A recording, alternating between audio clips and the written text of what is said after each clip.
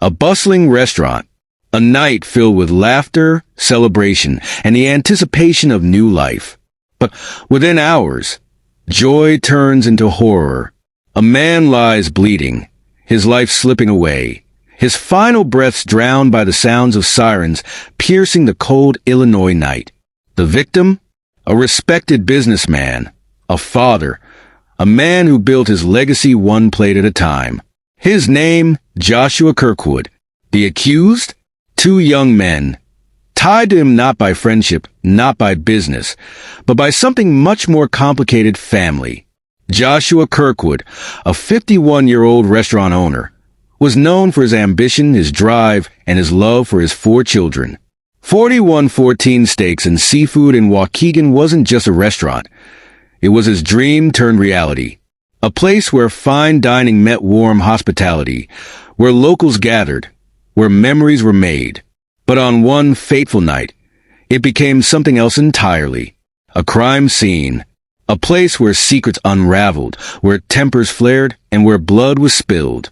At the heart of this case stands a volatile relationship, one that had been simmering beneath the surface for far too long. Kirkwood's relationship with his restaurant manager wasn't just professional. It was personal.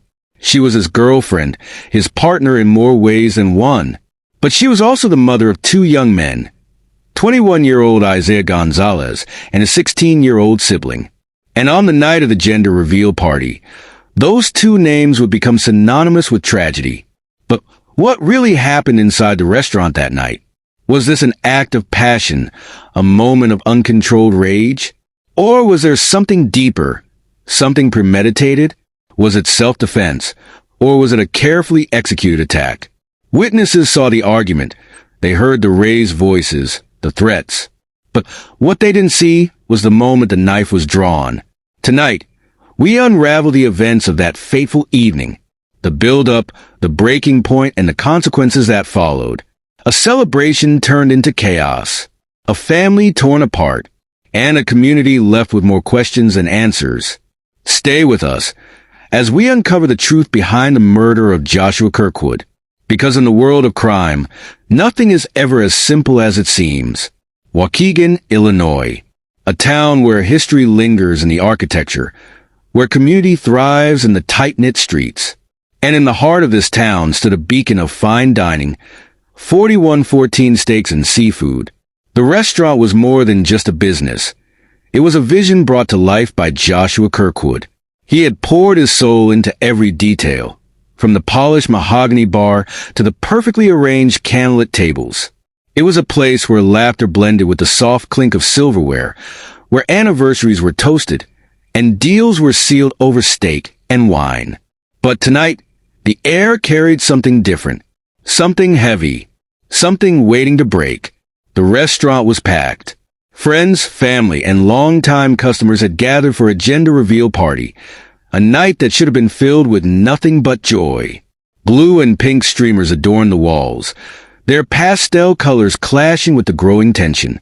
A cake sat in the center of the room untouched, its secret still waiting to be revealed. Glasses clinked. Music played. People laughed. But beneath the festive chatter, there was an undercurrent of unease, as if the very walls of 4114 could sense what was coming. And at the center of it all, Joshua Kirkwood. He moved through the room with the confidence of a man accustomed to command, greeting guests with a firm handshake and a smile that, to the untrained eye, seemed genuine. But those who knew him well could see the cracks. His movements were just a little too forced, his laugh just a little too sharp. Something was weighing on him, something pressing against his chest. The answer stood across the room. Iziah Gonzalez, 21 years old, tall, brooding, his expression unreadable. By his side, his 16-year-old brother, silent, watchful. They had been watching all night, watching Kirkwood. Their eyes followed him, tracking his every move. To the guests, they were just 2 young men at a party. But to Kirkwood, they were something more, something dangerous. The tension between them had been building for months, maybe even years. Kirkwood wasn't just their mother's boss. He wasn't just her boyfriend. He was something in between, a presence in their lives that neither of them had ever truly accepted. Resentment had simmered beneath the surface, quiet but ever growing, like embers waiting for oxygen. And tonight the fire was about to erupt. A voice cut through the noise, sharper than it should have been, a challenge disguised as conversation. Heads turned. A few guests chuckled, thinking it was nothing more than a harmless exchange. But those closest to the scene knew better. Kirkwood's jaw tightened. His eyes darkened. Iziah took a step closer. A whisper of a smirk played on his lips. The music kept playing. The guests kept drinking. The cake sat untouched. But the night had already begun to change. Something irreversible had been set in motion. By the time the party was over, 4114 would no longer be known for its impeccable service or its fine steaks. It would be known for what happened next, for the moment when words turned into weapons, for the moment when a celebration became a crime scene, for the moment when blood was spilled on the floor of the restaurant Joshua Kirkwood had built with his own hands. Was this a crime of passion? A sudden act of violence? Or had this night been leading to this very moment all along? Stay with us, because the truth is just beginning to unfold. Welcome to True Crime Stories videos. I welcome you, my viewers, and most especially my subscribers, for your support as we keep improving and bringing you daily told and untold true crime stories. Please don't forget to subscribe to this channel. It started as a whisper, a low murmur between Joshua Kirkwood and his girlfriend, barely audible over the hum of conversation and the upbeat music that filled the restaurant. At first, it was nothing out of the ordinary, a disagreement between a couple, a minor spat in the middle of a celebratory evening. But those who were close enough to hear the sharp undertones in their voices knew better. This was not just another argument. This was something else. Something heavier. Something waiting to erupt. Kirkwood's voice, usually smooth and commanding, had an edge to it now, a raw, simmering frustration that he struggled to keep contained. His girlfriend's expression was tight, her lips pressed into a thin line, her eyes flashing with a mixture of defiance and something else. Fear? Resentment? The emotions tangled between them like invisible threads, tightening with every exchanged word. "Not here," she hissed under her breath. Casting a glance at the nearby guests, their laughter and conversation continuing undisturbed. But Kirkwood wasn't backing down. His grip on the bar's edge tightened, knuckles whitening. "We're not doing this later," he muttered. "You think I don't know what's going on?" A witness standing close by later recalled seeing Kirkwood's jaw clench, his face dark with barely restrained anger. The woman shook her head, her body rigid with tension. "Just drop it," she said, her voice barely above a whisper. But Kirkwood wasn't letting it go. A few feet away, Iziah Gonzalez stood still, watching, his younger brother at his side, mirroring his stance. They were like statues, unmoving, unreadable, observing every flicker of emotion in Kirkwood's face, every twitch of his hands, every breath that came just a little too fast. Iziah had never liked Kirkwood. Neither had his younger brother. To them, he wasn't just their mother's boss. He was an intruder, a man who had forced his way into their lives, into their mother's trust, into their home. And now, in this moment, it felt as though Kirkwood was an enemy, a threat. For months, tension had simmered beneath the surface. Unspoken words. Silent glares exchanged across rooms. Iziah had heard the arguments before. He had seen the bruises his mother tried to hide, the way she avoided meeting their eyes when things got bad. And tonight was no different. As Kirkwood stepped away from the bar, his girlfriend followed him toward the back of the restaurant, her voice hushed but urgent. The conversation was no longer for public ears. Whatever was brewing between them had to be settled in private, away from the guests, away from the prying eyes of Iziah and his brother. But Iziah wasn't just going to let it go. He moved without thinking, his body propelled forward as if by instinct. His brother followed, silent as a shadow, One of the waitstaff later recalled how Iziah's entire posture had changed, his shoulders squared, his stride measured and deliberate. There was a look in his eyes that sent a chill down the witness's spine. The party continued. The music played. The guests laughed. But something in the air had shifted. Something intangible. An unseen force winding tighter and tighter, pulling them all toward an inevitable breaking point. No one knew it yet, but this night was already written in blood. A confrontation was coming, and when it did, there would be no turning back. By the time the night was over, the restaurant floor would be stained red, and the question would no longer be about what started the conflict. It would be about how it ended, and why. The moment that would change everything began with a single step forward. Joshua Kirkwood's voice had risen, sharp and commanding, but now laced with frustration. His girlfriend flinched, trying to pull away, but his grip on her wrist was firm. A moment of silence stretched, thick and suffocating. The air felt charged, crackling like the moment before a lightning strike. Iziah Gonzalez had seen enough. His body tense, his mind racing through the countless nights he had watched his mother suffer under this man's control. His little brother, just 16, had seen it too. They knew Kirkwood's presence meant one thing: trouble. And tonight was no different. "Let her go," Iziah said, his voice steady, unwavering. A warning. Kirkwood turned slowly, his face twisted with irritation. "This doesn't concern you," he growled, his grip tightening. But to Iziah, it did. It always had. The first shove came from Kirkwood, his palm striking Iziah's chest with enough force to make him stumble back a step. A chair clattered to the floor. The music from the front of the restaurant continued, oblivious, masking the tension that had reached its breaking point. The younger brother moved without hesitation. A glint of silver flashed under the dim lights, a blade, small but deadly. And then it happened. The first stab came quick, a sharp, deliberate thrust to Kirkwood's side. His body stiffened in shock, eyes widening as the realization set in. A sharp gasp escaped his lips. He staggered, hands grasping at the wound as blood seeped through his fingers. But it didn't stop there. Another stab, this time to his abdomen. Then another. The blade entered his body again and again, each strike more desperate than the last. The wet, sickening sound of metal meeting flesh filled the small space. The teenage boy's face was a mask of pure adrenaline, his breath ragged, eyes unfocused. Chaos erupted. Guests screamed.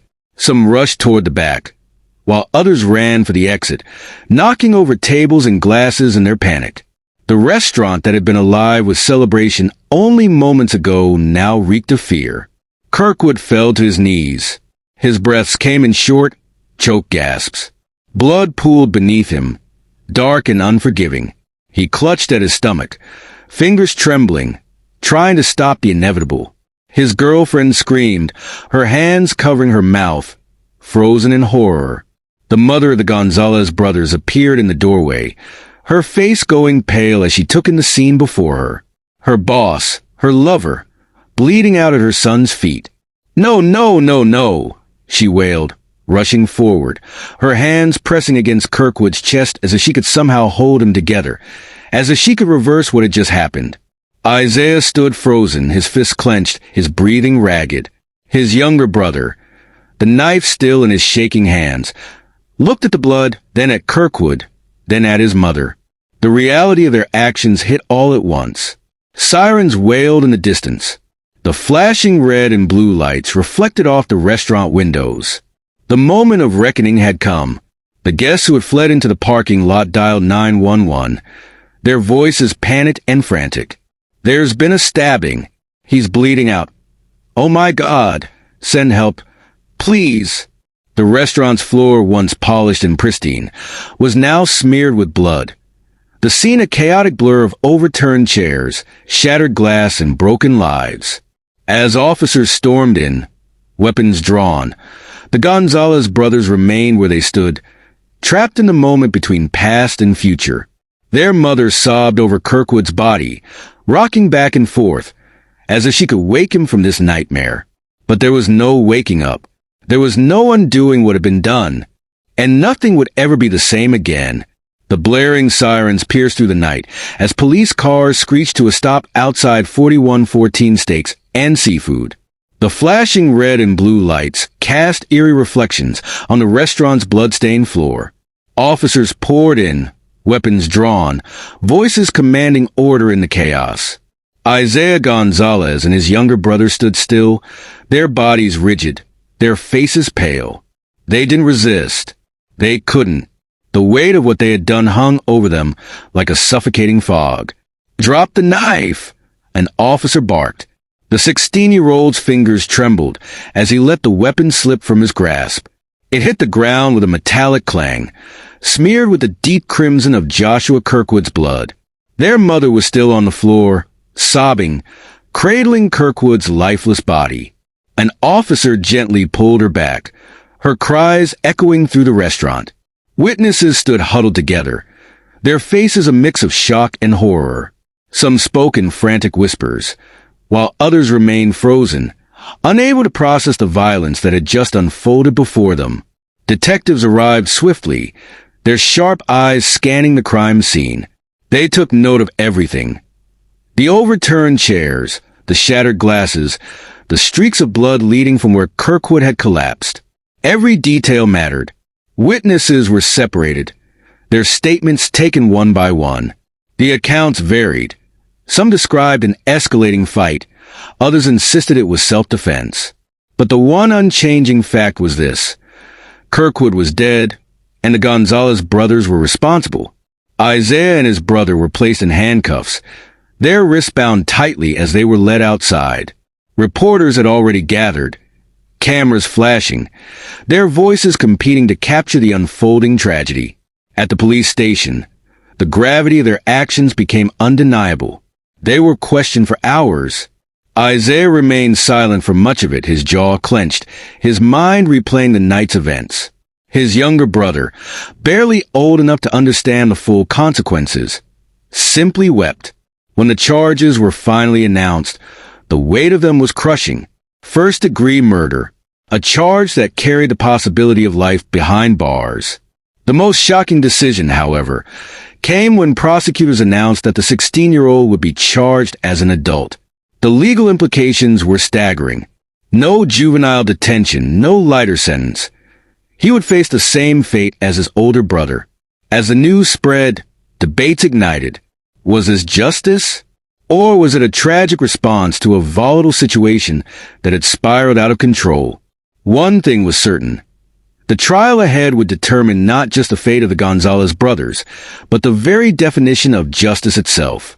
Was it self-defense, revenge, or an impulsive act of violence? The truth remained elusive. Some believed Iziah and his younger brother acted in defense of their mother, that Kirkwood's aggressive past had finally reached a breaking point. Others speculated that deep-seated resentment had turned into a crime of passion. Then, there were whispers about the mother. Had she played a role in escalating the conflict?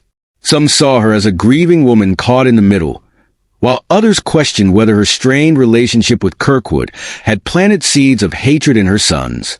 As the town mourned Kirkwood's death, the community stood divided. Was this an act of justice or a brutal overreaction? The courtroom would soon decide. The courtroom was silent, save for the rustling of papers and the occasional murmur from the gallery. The Gonzalez brothers, now in orange jumpsuits, stood before the judge, their expressions solemn. The weight of the charges against them, first-degree murder, was crushing, and the world watched as their fate began to unfold. Their defense attorneys entered pleas of not guilty, arguing that the events of that fateful night had spiraled out of control due to fear and past trauma. The prosecution, however, painted a different picture. To them, this was not a case of self-defense, but a brutal and premeditated act of violence. The evidence will show that Joshua Kirkwood was attacked in cold blood, the prosecutor stated firmly. The defendants had every opportunity to disengage, yet they chose to escalate. This was not an accident. This was murder. The defense countered with a narrative of self-preservation, detailing Kirkwood's history of violence and the fear he instilled in those around him. They pointed to the emotional distress of the younger brother, the years of pent-up resentment, and the heat of the moment that led to a tragic, irreversible decision. As testimonies were heard, the emotional toll on the family became evident. The Gonzalez brothers' mother sat in the courtroom, her face lined with anguish, caught between mourning Kirkwood and fearing for her son's futures. Kirkwood's family and friends filled the seats behind the prosecution, their grief palpable as they sought justice for his untimely death. Legal analysts speculated on the possible outcomes. If convicted, the brothers faced life in prison. However, their attorneys sought a plea deal, arguing for manslaughter charges instead of murder. The prosecution remained firm, pushing for the maximum sentence, especially in light of the decision to charge the 16-year-old as an adult. Outside the courthouse, the case had ignited debates across the community and beyond. Was this a case of justified fear leading to an unfortunate killing, or had the brothers taken justice into their own hands? Opinions were divided, with some advocating for leniency given the circumstances, while others demanded full accountability. The final verdict remained uncertain, but one thing was clear: the lives of everyone involved had been forever altered. What came next would determine not just the fate of the Gonzalez brothers, but the legacy of a night that had started with a confrontation and ended in tragedy. What should have been a night of joy and celebration turned into a nightmare, a moment forever frozen in time where emotions ran unchecked and fear turned to fatal violence. A gender reveal party, a symbol of new beginnings, became the setting for an irreversible,